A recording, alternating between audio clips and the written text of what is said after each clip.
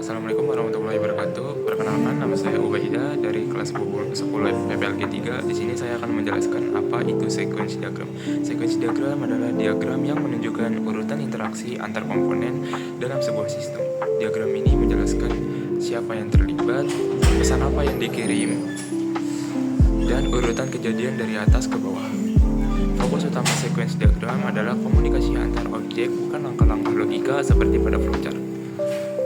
Yang digunakan dalam proses login ada 5 lifeline utama. Yang pertama ada aktor atau user. Ini adalah orang yang menggunakan sistem. User menjadi titik awal proses dengan memberikan input seperti username dan password. B. Boundary atau UI layer. Boundary adalah bagian sistem yang berinteraksi langsung dengan user. Dalam alur login biasanya ada 2 boundary.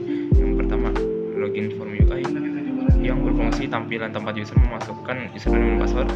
Yang kedua, ada dashboard UI yang berfungsi sebagai tampilan dashboard yang muncul setelah login berhasil. Boundary hanya bertugas menerima input dan menampilkan output tanpa logika bisnis. Yang ketiga, C. Control atau logic layer. Contohnya adalah out controller.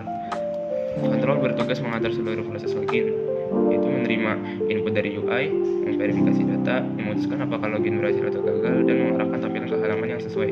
Control adalah otak koordinasi antara komponen. Yang keempat, entity atau model atau data layer. Entity mewakili data dan aturan-aturan terkait data. Dalam kasus login, entity yang digunakan adalah user entity. Fungsinya menyimpan struktur data user, menyediakan operasi terkait data user seperti pengecekan password atau mengambil informasi role. Entity adalah model data, bukan UI dan bukan logika alur. Yang terakhir, database atau storage.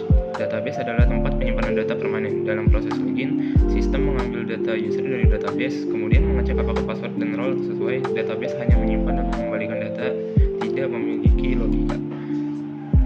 Dan berikutnya alur sederhananya. Pertama, dari user memasukkan username dan password di login form UI. Login form UI mengirim data ke out controller untuk diproses. Yang ketiga, out controller meminta user entity untuk mencari data user berdasarkan username. Yang keempat, user entity melakukan query ke database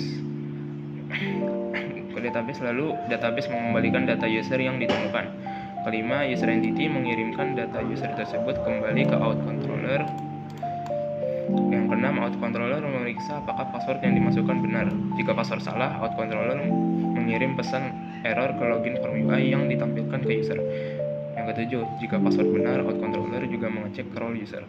Yang kedelapan, out controller menginstruksikan dashboard UI untuk menampilkan dashboard sesuai role user masing-masing.